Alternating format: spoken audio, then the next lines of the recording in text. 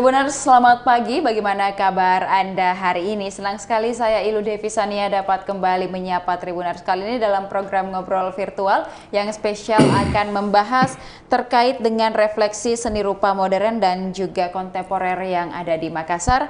Bersama dengan narasumber kita ada Bapak Faisal Syarif selaku Ketua Makassar Art Initiative Movement atau MAIM yang akan berbincang bersama kita terkait dengan seperti apa seni dan juga seni kontemporer khususnya di kota Makassar yang sepertinya belum banyak yang mengetahui begitu atau belum banyak yang menganggap masih banyak yang menganggap ini adalah hal yang baru ataupun juga dianggap aneh begitu. Baik, kita sapa terlebih dahulu narasumber kita pada pagi hari ini. Selamat pagi, Pak.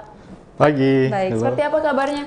Alhamdulillah baik. Alhamdulillah baik. Nah, juga terkait tadi kita sudah membahas terkait seni kontemporer begitu di Kota Makassar. Mungkin boleh disampaikan kepada Tribuners terlebih dahulu dari MAIM sendiri ini bergerak atau komunitas yang bergerak di bidang apa? Baik, terima kasih. Perkenalkan, saya Ical atau Faisal Syarif dipanggil Ical. Saya di sini mewakili komunitas MAIM, Makassar Art Initiative Movement. MAIM sendiri sebenarnya terbentuk itu 2018 akhir, ada satu momen event yang namanya Celebes Art League yang kebetulan mempersatukan kita dalam satu pameran. Ada dari Kalimantan, dari Sulawesi sekitarnya semua, satu event. Terus ada momen di mana kehadiran Direktur Galeri Nasional waktu itu sama dari pusat, sama Ibu Melani Setiawan, Ibu Seni Rupa, yang sangat care dengan perkembangan seni rupa di Indonesia gitu. Nah, kehadirannya inilah yang menjadi momentum MAIM terbentuk. Nah, sebenarnya MAIM ini dia sekumpulan seniman atau studio yang sudah berdiri gitu. Nah, terus sepakat, ayo kita bikin gerakan sama-sama untuk bagaimana mewacanakan seni rupa kontemporer. Kenapa? Karena sebelum ini wacana itu hanya berkembang di Jawa. Kurang lebih kayak gitu. Nah, waktu itu diskusi sama Ibu Mel berharap MAIM ini salah satu penanda di luar Jawa seni rupa kontemporer. Nah, ada satu momen akhirnya kita berhasil buat satu event. Nah, cuman saya memang di waktu COVID ya.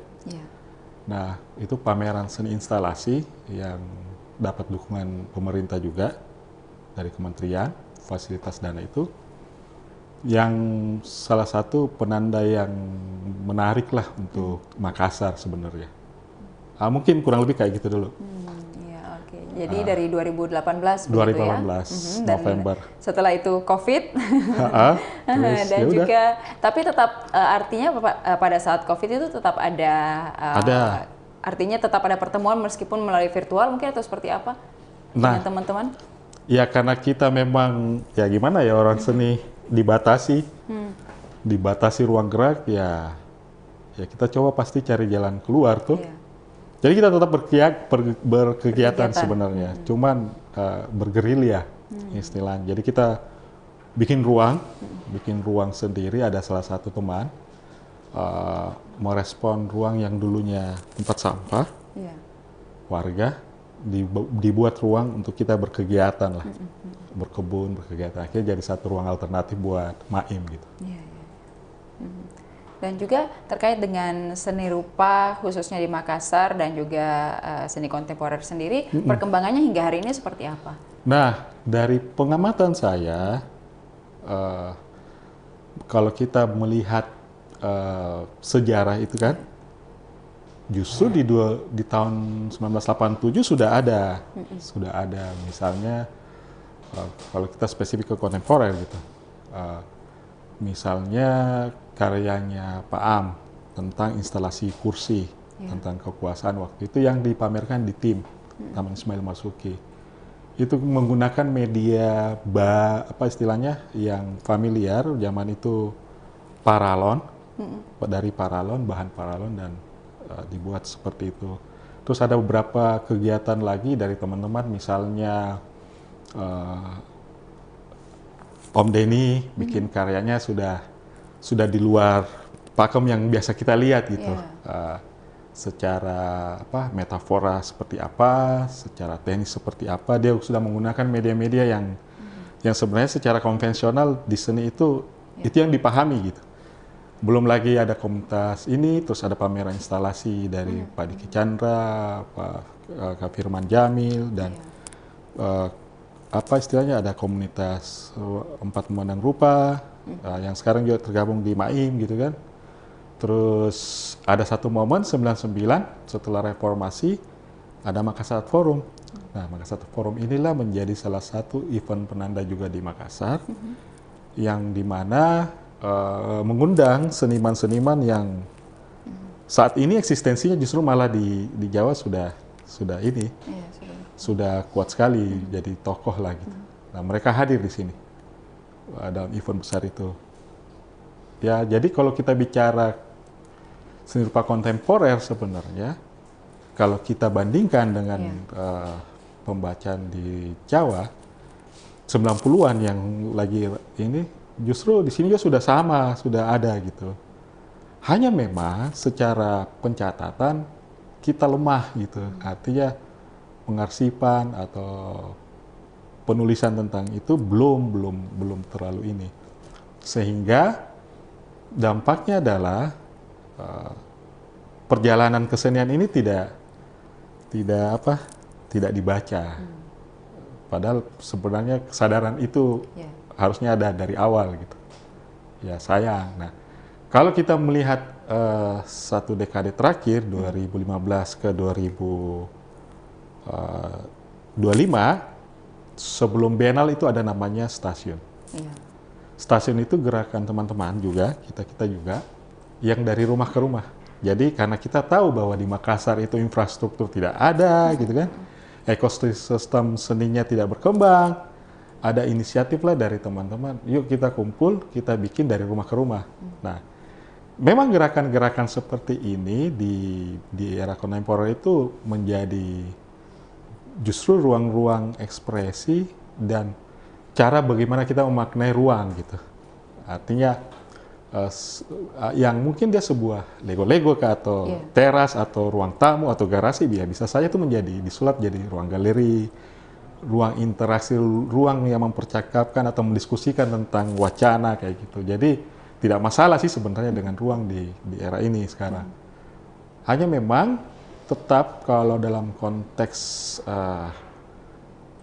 kita mau dalam skup kota menjadi satu laboratorium seni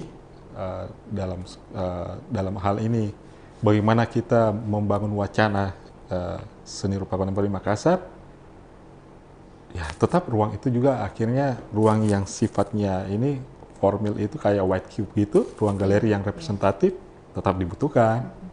Ada pengarsipan kayak begitu gitu, ada museum atau apa, atau ada galeri, ada komunitas yang aktif, ada alternative space, itu tetap dibutuhkan gitu. Ada lembaga pendidikan yang memang ini, kalau kita bicara perkembangan. Tapi kalau melihat perkembangan terakhir, selain MAIM, banyaklah muncul satu kantong-kantong komunitas-komunitas seni rupa yang memang sudah mulai fokus di situ. Yang bisa dikatakan adik-adik kita lah, yang Gen Z gitu. Itu mungkin juga dari pengaruh terjadi semacam yang sekolah di luar balik, bawa itu menjadi influence gitu tuh. Terus kedua, akses informasi, jadi tidak harus dari mereka harus mahasiswa seni atau apa, justru yang menarik budaya urban ini, yang dimana sebenarnya gerakan seni kontemporer itu banyak. Di Makassar terjadi, ada di mana-mana gitu. Sehingga kayak ruang-ruang alternatif, misalnya kayak kedai kopi, warung kopi, sudah ada. Kira-kira itu terlihat. Kurang lebih kayak gitu dulu lah. Oke. Nah, untuk di Makassar sendiri mungkin itu ruang-ruang juga ataupun ada beberapa tantangan yang menjadi artinya harus kita selesaikan begitu untuk bagaimana melihat seni rupa kontemporer ini bisa lebih berkembang lagi di Kota Makassar. Sejauh ini apa tantangan yang paling berat? Pasti bagaimana mengkomunikasikan ini sama pihak yang dalam tanda kutip pemerintah misalnya. Sejauh mana mereka peduli gitu kan tentang bagaimana peran seni gitu. Kalau konteks pemerintah ya pasti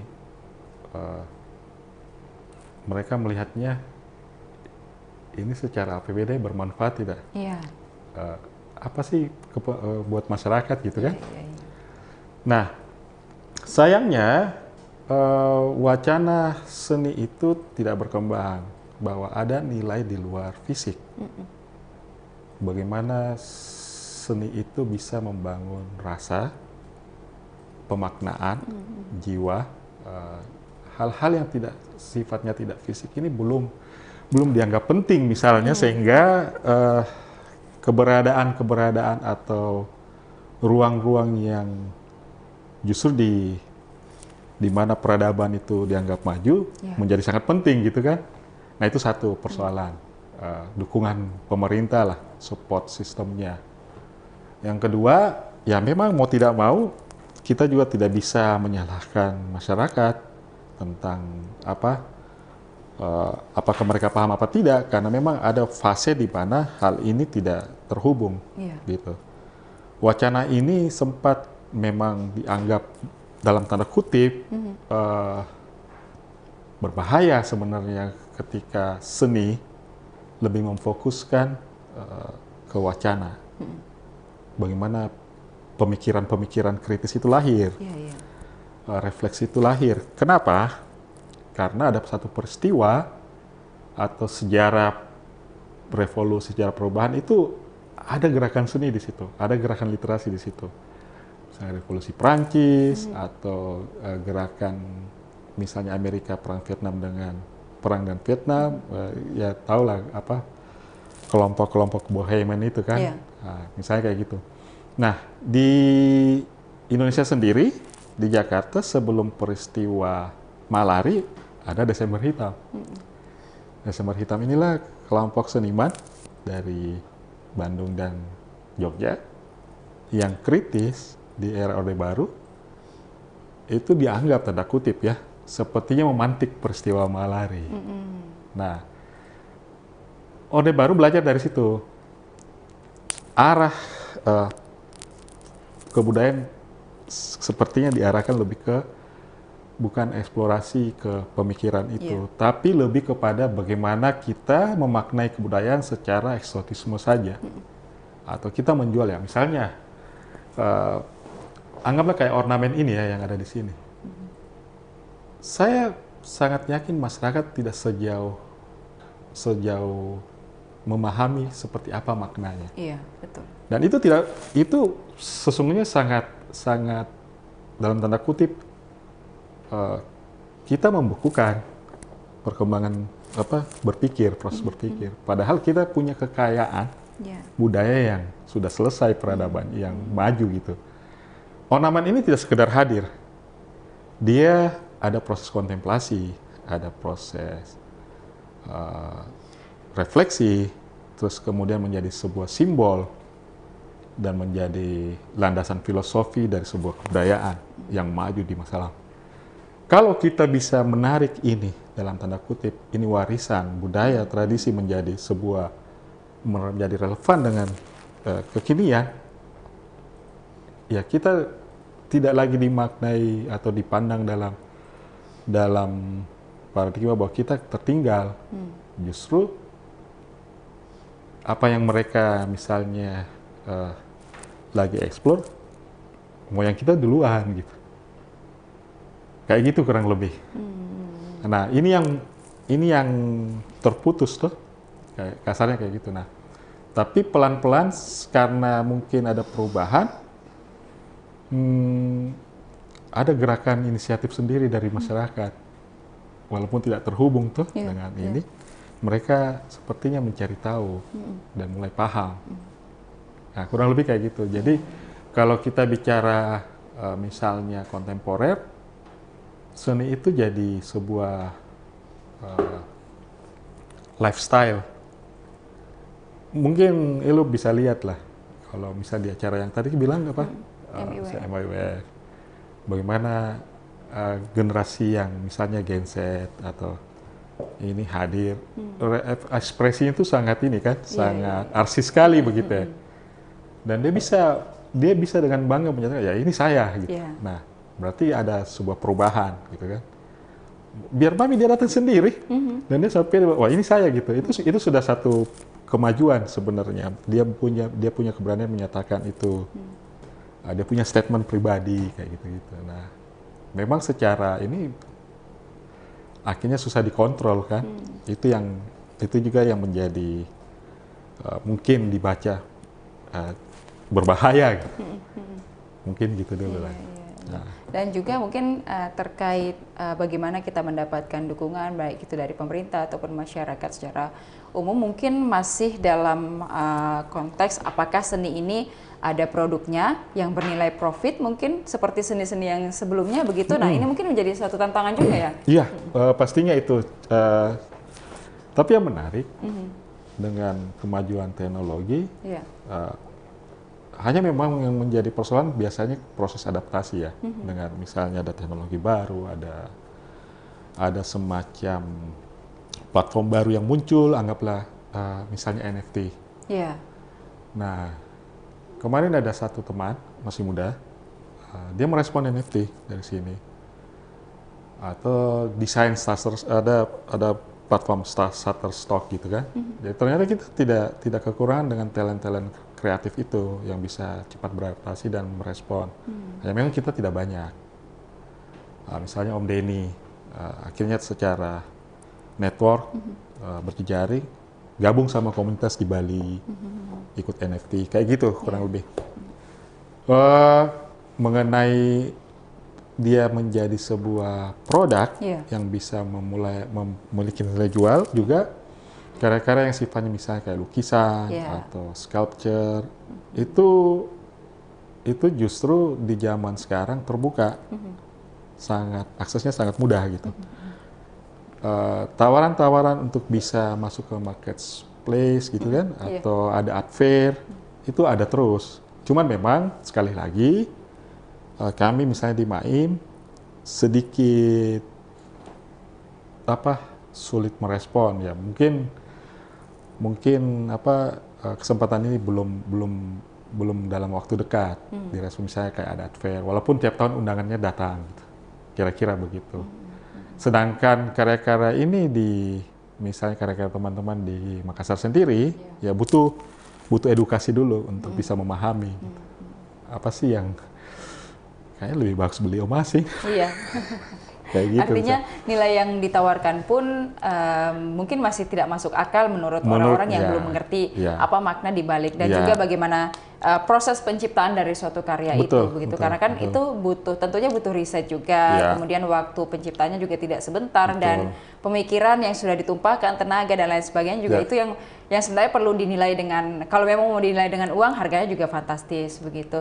Dan juga terkait seni rupa sendiri ataupun juga seni kontemporer, sekarang kan juga banyak orang yang mengenal dengan modern art. Mungkin seperti apa? Apakah juga di Makassar sudah mulai muncul terkait modern art yang kita lihat biasa di media-media? Jadi sebenarnya justru kemunculan modern art lebih duluan daripada kontemporer. Jadi kalau kita bicara sejarah, modern art itu 1860 sampai 1960. Nah, karakternya dia adalah, mungkin lu pernah mendengar istilah ada impresionisme, ekspresionisme, naturalisme, nah kayak gitu. Jadi mereka eksperimentalnya menciptakan satu semacam outputnya jadi patron gitu. Saya aliran realis, saya aliran ekspresionisme gitu, kayak gitu, impresi. Nah itu salah satu penanda era modern art gitu. Sampai 1960 mereka mulai eksplorasi tentang corak, tentang Iya, gaya iya, gitu iya. kan gitu. Justru yang menarik kemunculan eh, kemunculan seni rupa kontemporer itu penandanya ketika muncul era modern itu dianggap selesai secara tanda kutip wacana, muncul postmodern karena keberhasilannya dianggap ini. Iya. Nah, karya-karyanya memang modern art sendiri di Makassar banyak gitu. Mulai dari era kemerdekaan ada kemunculan perupa perempuan justru Emilia Sunasa, dia kayak orang Maluku gitu. Tadi dia pernah di sini, Hengantung gubernur apa DKI Jakarta dulu juga yang orang Manado, dan beberapa yang tidak tercatat lah Iya. kayak gitu. eh Misalnya Pak Ali Walangadi almarhum, di zamannya juga kayak gitu. Hanya memang ya kembali lagi dia tidak dibaca, kan tidak pencatatan di luar maksudnya. Kurang lebih kayak gitu. Kalau juga terkait modern art, mungkin kalau yang kita lihat begitu ya di media-media, itu kan banyak yang seperti ada orang menari di atas pasir, kemudian ada lukisan yang dibentuk di situ yang tidak, kalau orang awam lihat itu seperti apa sih, ini terlalu abstrak, tidak bisa dimaknai dan lain sebagainya. Dan itu mungkin yang membuat orang Ya, bingung begitu. Mungkin ya, cara untuk kita memaknai seni-seni yang seperti itu mungkin seperti apa? baik. Saya koreksi dulu, Iya, Mbak. iya. Saya koreksi dulu. Sepertinya yang dimaksud itu adalah performance art. Iya. Nah, di sini ada satu komunitas dari Kala Theater kemarin baru-baru bikin performance art.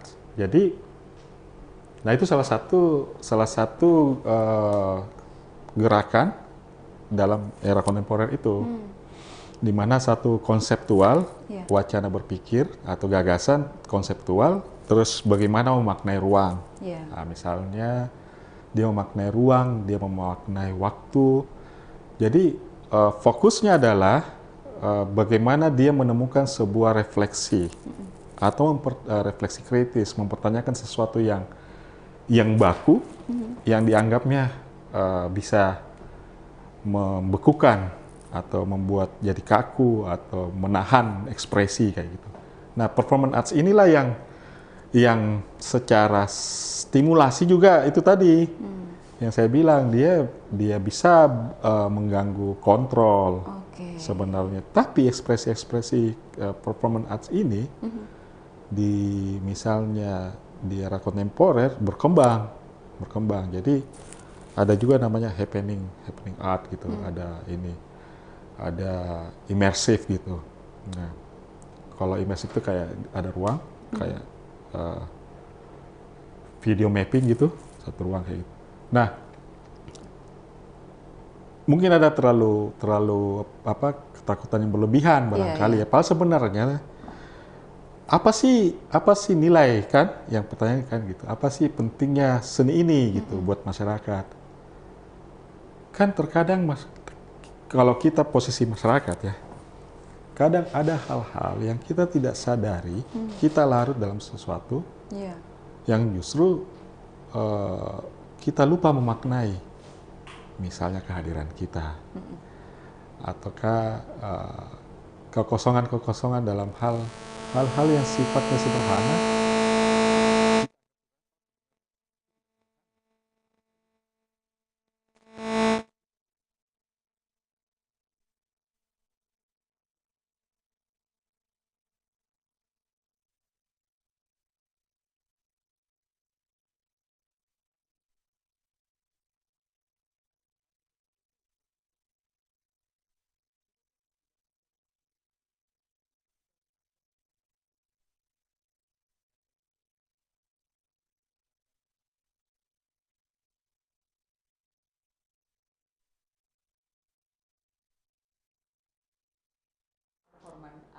ataupun juga seni yang ditampilkan itu dalam tujuan untuk mengkritik kebijakan yang selama ini mungkin menjadi kegelisahan masyarakat, cuman mereka tidak bisa untuk mengekspresikannya, dan ada beberapa seniman yang akhirnya mengkritik itu ataupun juga menyuarakan itu melalui seni-seni yang gerakan dan lain sebagainya. Mungkin kalau di Makassar apakah sudah ada gerakan seperti itu? Ya ada. Sebenarnya ya itu tadi ya saya bilang, justru penanda-penanda seni rupa kontemporernya kita semua sesuatu yang kritis. Misalnya karya-karya Pak Amrul Hassam, sekarang usianya sudah mau 80 gitu. Dia ada di MAIM. Nah, itu tadi di Orde Baru dia bikin satu karya kursi yang simbol kekuasaan, dia mengkritisi kekuasaan zaman itu. Nah, karya Firman Jamil tentang lingkungan, seni lingkungan misalnya kayak gitu. Yang lebih apa istilahnya?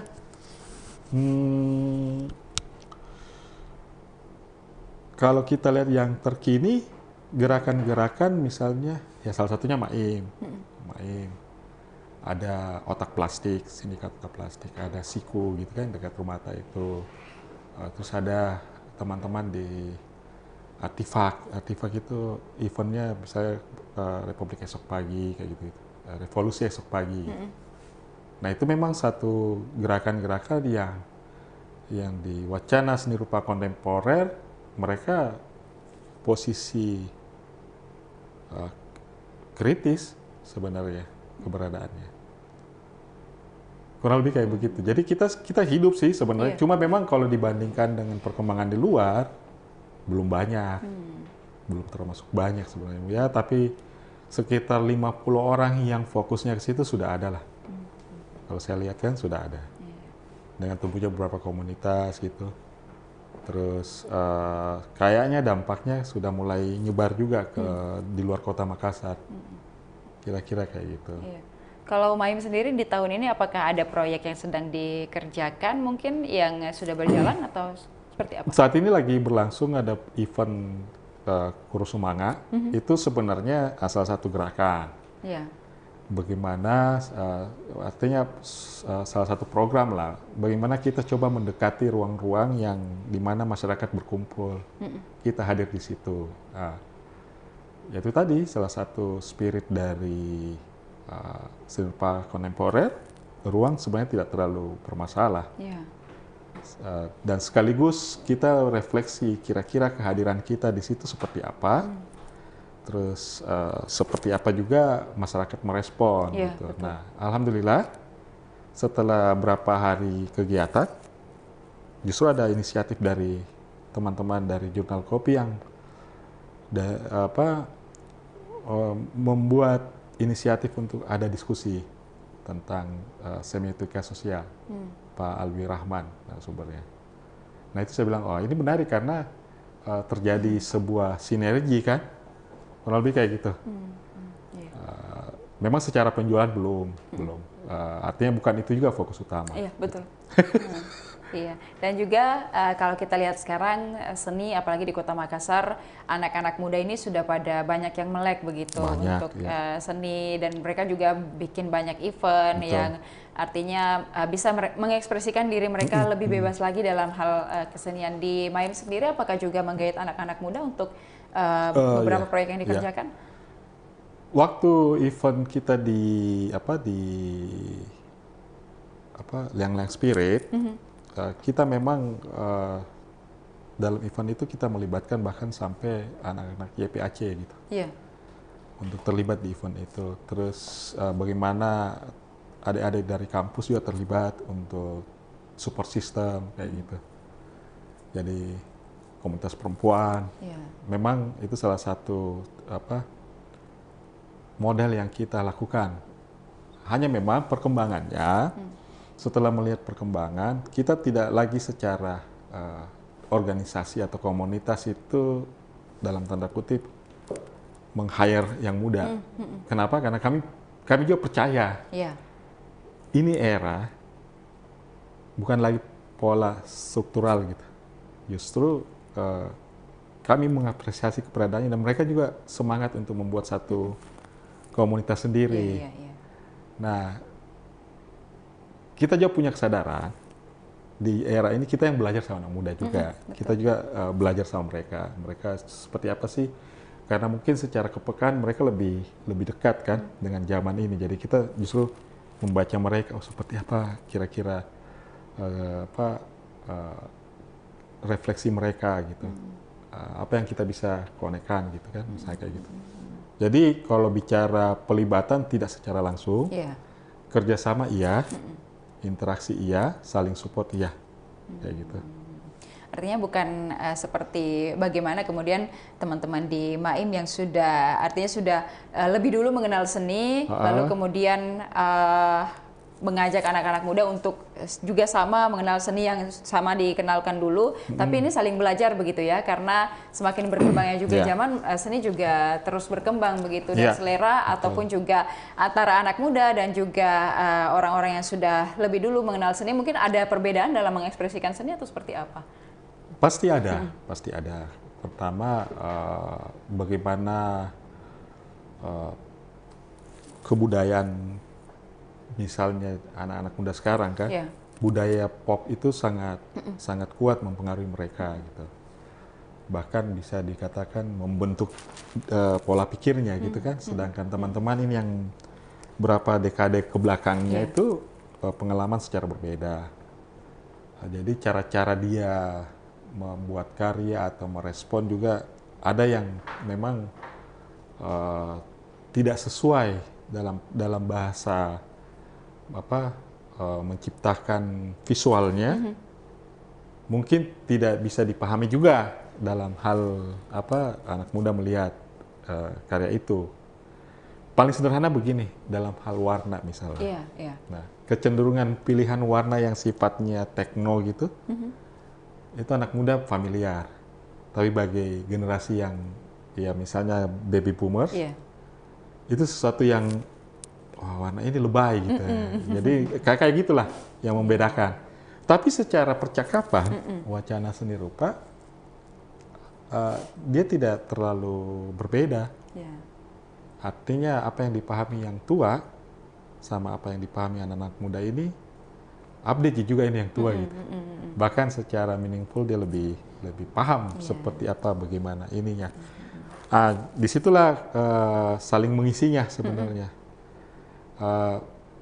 Walaupun secara ekspresi anak-anak muda ini banyak menghasilkan karya-karya yang menarik secara visual, misalnya kekurangannya bisa diisi dari orang tua tentang bagaimana kamu memaknai itu.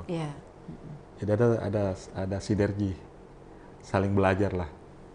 Misalnya orang tua melihat, wah ini ada visual baru nih dari anak muda, kurang lebih kayak gitu. Jadi ada saling dan kita memang tahu bahwa di Makassar juga syukurnya sudah banyak ruang-ruang yang diciptakan begitu untuk bagaimana seni ini bisa berkembang. Tidak hanya terkait seni yang mungkin kalau orang tahu sekadar patung ataupun juga sekadar lukisan ataupun ada ornamen-ornamen yang dari zaman kita dulu begitu. Dan di Makassar sudah mulai membuka ruang-ruang apalagi untuk anak-anak muda dari kampus-kampus misalnya juga sudah mulai berekspresi, dan pemerintah juga sudah mulai mendukung hal tersebut begitu dengan ada banyak gelaran yang juga sudah didukung pemerintah. Nah, lalu untuk MAIM sendiri jika diberi kesempatan untuk berkolaborasi misalnya dengan pemerintah untuk pemerintah Kota Makassar khususnya dalam rencana pemajuan kebudayaan, ekonomi kreatif dan untuk subsektor seni rupa ataupun pariwisata, apa program yang nantinya mungkin akan dimunculkan begitu ataupun ada gagasan yang akan dimunculkan dalam mendukung program pemerintah ini dari kebudayaan dan juga ekonomi? Jadi Ramadan kemarin itu kita coba melakukan satu observasi. Ada 4 kali gitu. Satu di Liang-Leang, 1 kali di Liang-Leang sebelum Ramadan, dan 3 kali di Kota Tua. Nah, karena kita bicara sebuah proses ini biasa di seni rupa kontemporer, ada sebuah riset kecil-kecil atau observasi lah. Nah, kami beberapa dari MAIM melakukan itu sambil ngabuburit, inisiatif saja sebenarnya. Untuk saya pribadi melihatnya ini tempat keren sekali. Mereka punya sejarah atau dalam tanda kutip uh, kota tua ini kehadirannya kalau kita bicara uh, makna sangat bermakna sebenarnya kehadirannya. Nah, refleksi saya tentang kota tua ini karena mungkin ada pergeseran, ada kota baru, ada pembangunan misalnya tempat-tempat yang baru dia jadi hening gitu. Yang dulunya kalau kita bayangkan tempat ini sangat crowded, ramai, perdagangan gitu, ini jadi hening dengan bangunan-bangunan tuanya gitu kan. Tapi secara mata artistik saya itu sangat menarik gitu. Misalnya kayak gini, kita mau mengangkat tentang isu tentang pluralisme atau bagaimana masyarakat sekitar memaknai perbedaan. Karena saya menemukan yang menarik adalah ada pasar Bacan itu sama misalnya rumah makan yang bagi kita Muslim menyiapkan hidangan kayak yang babi gitu kan, itu hidup yang jaraknya tidak terlalu jauh dari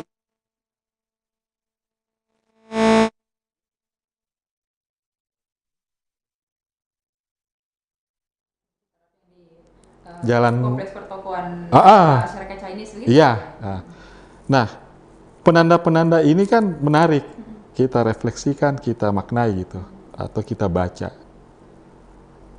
kehadirannya ini perannya seperti apa dalam terus ada peristiwa traumatik kan 2 kali yang terjadi di Makassar 83, 97. Nah, pertanyaan kritisnya adalah apakah itu jadi sebuah pelajaran peristiwa itu misalnya sehingga apa yang kita rasakan ketika kita observasi kedamaian itu tercipta gitu. Ada senyuman dari misalnya oma-oma yang di atas kursi roda didorong sama warga segitu yang bukan etnis itu dan mereka tersenyum gitu kan, dia nongkrong di depan ruko dan ngobrol di atas kursi kayak kursi plastik TK gitu, mereka nyaman di depan kompleks Masjid Arab gitu kan, sampai kita cari tahu ceritanya bahwa oh dulu zaman kita sebutnya dulu waktu itu pengganyangan itu etnis itu, oh ini salah satu tempat penampungan mereka gitu, Masjid Arab ini. Berarti ada hubungan. Ada hubungan yang kuat yang tidak sifatnya itu tidak selalu materi gitu atau perbedaan yang bagi mungkin kacamata itu jadi batasan. Justru di situ ada yang hidup hubungan humanis itu. Nah, hal-hal ini menarik menjadi sebuah wacana dalam kita menciptakan sebuah karya gitu. Nah, terus kedua, kota tua itu di kacamata kita sebenarnya kenapa ya pemerintah tidak peka gitu? Kenapa mereka tidak jadikan saja ini art district gitu? Kalau kita, gitu ya? Jadi dihidupkan kembali. Kalau kita memaknai ruang kan kita hidupkan kembali, kita beri ruh lagi gitu, biar dia relevan dengan zaman sekarang. Ada satu tempat baru-baru diresmikan di Singapura, ya kayak kota tua juga, dihidupkan kembali. Itu kan bisa berdampak buat pariwisata gitu kan, karena destinasi urban kita terlalu sedikit. Kita habis kuliner ngapain gitu, atau habis ada acara apa kita ngapain gitu.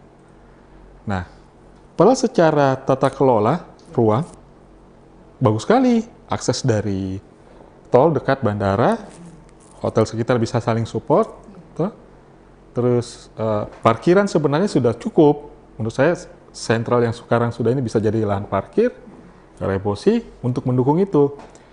Dan kan akhirnya teman-teman yang berkecimpung misalnya di dunia seni, semuanya gitu, terus orang kaya bisa hidup juga gitu kan. Masyarakat sekitar mungkin menjadi UMKM yang berkembang. Ide-ide bisnis itu bisa berkembang, mensupport itu. Ya kita menghidupkan ruang gitu kan. Kalau kita bicara artinya ruang itu atau tempat itu keren sekali gitu ya, untuk sudah pas ini. Tarik benangnya misalnya dari Rotterdam, Museum Kota, kita mapping kan, Gedung Kesenian, terus ada kawasan kota tua, ya udah jadi tinggal di goodwill-nya saja pemerintah mau tidak gitu. melihat itu gitu. Nah, kami sebenarnya sempat bincangkan itu juga dengan komunitas lain, teman-teman. Mereka juga melek, iya ya, kayaknya ini keren nih. Tapi kami memang belum ada semacam kayak terhubung gitu dengan pemerintah kota sekarang. Ya, mudah-mudahan podcast ini didengar gitu kan. Mudah-mudahan bisa Iya. menjadi ide juga. Artinya, ayo kita duduk, kita obrolin gitu. Sampai situ aja dulu ya. Alhamdulillah kalau itu bisa terjadi gitu. Artinya sudah ada pemikiran yang sama begitu Ada, antara pelaku seni dan juga pemerintah, dan akhirnya nanti berdampak kepada masyarakat luas yang Iya, ada di sekitar iya, situ. iya. Dan juga di Makassar sendiri kita kan sudah ada beberapa dan juga sudah ada wacana kota dunia begitu kan. Jadi Apalagi kan? ada wacana kota dunia, kita harus menambah nih destinasi wisata yang ada di Kota Makassar supaya pelaku pariwisata juga tetap hidup di tengah adanya efisiensi anggaran yang ini dikeluhkan sama pihak-pihak perhotelan. Ini masyarakat sudah kurang begitu yang menginap di hotel karena kan dari pemerintah yang banyak begitu. Sekarang sudah hilang. Pelaku usaha hotel juga mengeluhkan semoga di Makassar ada satu tempat wisata yang bisa mendatangkan banyak orang di tiap-tiap, mungkin di tiap weekend ataupun juga long weekend dan lain sebagainya. Betul. Nah, itu yang kita lihat, wah ini sebenarnya bisa berdampak ke pariwisata, bisa berdampak ke ekonomi kreatif, bisa berdampak ke budaya gitu. Masa nggak kelihatan gitu kan? Ya kita sih berharap pemerintah yang sekarang juga peka dan peduli. Ayo kita bincangkan gitu.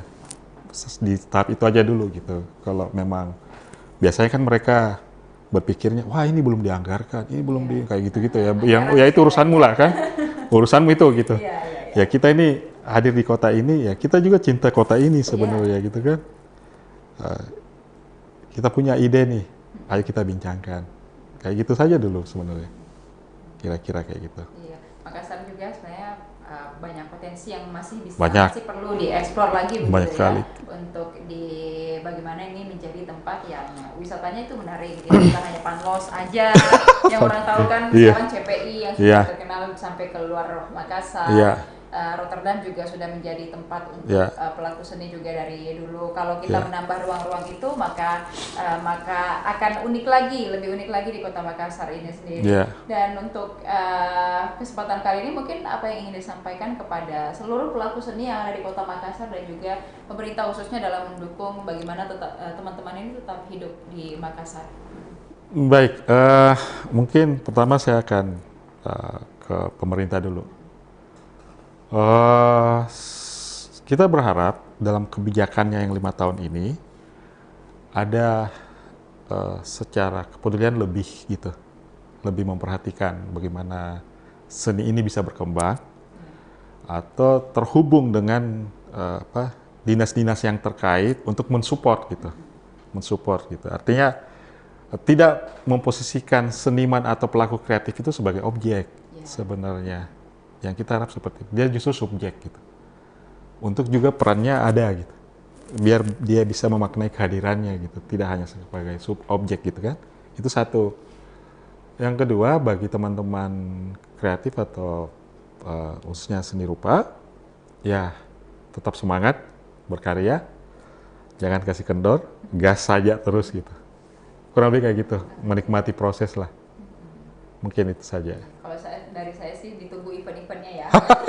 Amin. Supaya kita juga banyak hiburan di Kota Makassar karena udah bosan itu belum saya jalan Pantai Losari dan lain sebagainya kan artinya sudah sering lah ada hiburan seperti itu. Semoga seni-seni apalagi kontemporer ini kan juga masih jarang ditemui begitu. Kalau banyak eventnya lagi. Sebenarnya teman-teman di luar network kita itu justru itu juga yang menjadi harapan.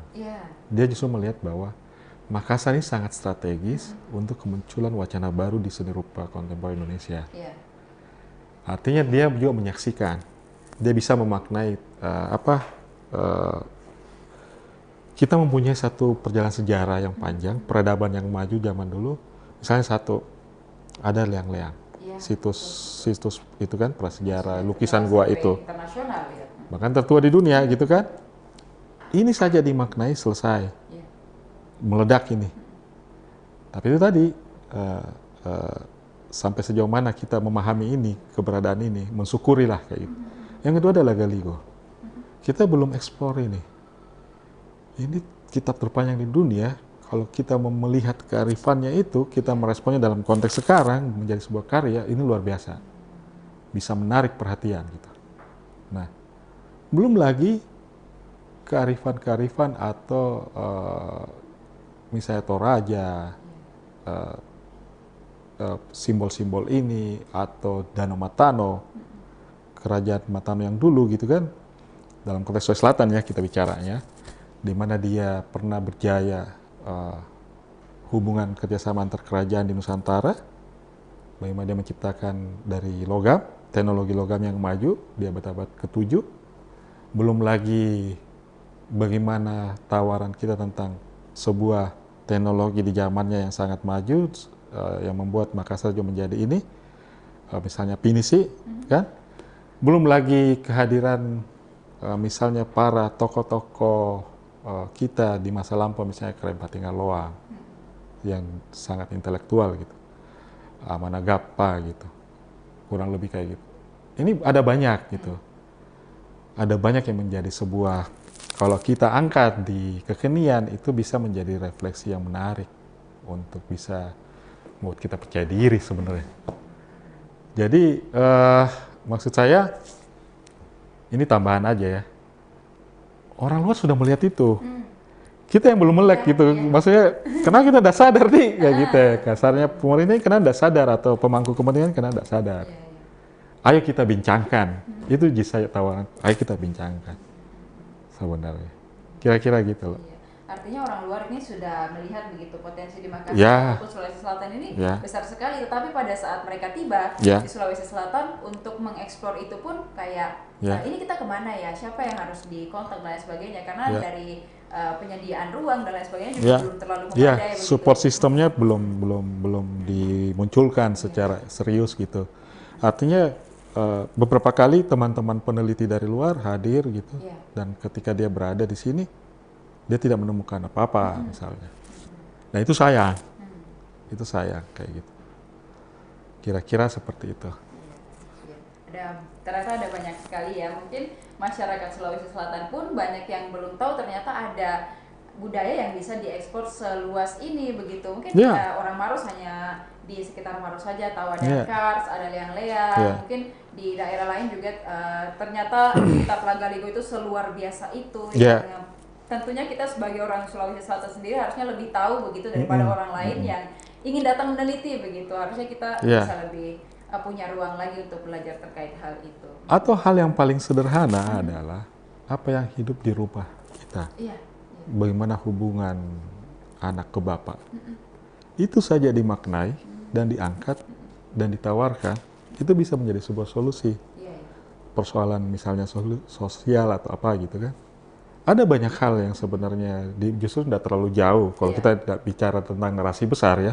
Narasi kecil saja, bagaimana kita memaknai ada hubungan nenek sama cucu, kayak gitu. Wah itu keren sekali, kayak gitu. Dan daerahnya juga kan di 24 kabupaten kota di Sulsel ini ada hubungan yang berbeda kita bisa maknai begitu antara bapak dan anak, kemudian juga nenek dan anak. Mungkin ada perilaku-perilaku yang khas di setiap daerahnya itu yang bisa juga dimaknai. Ternyata seni itu seluas itu. Karena kalau diekspor juga bisa mendatangkan pariwisata yang sebesar itu. Dampak itu saya yakin akan ada.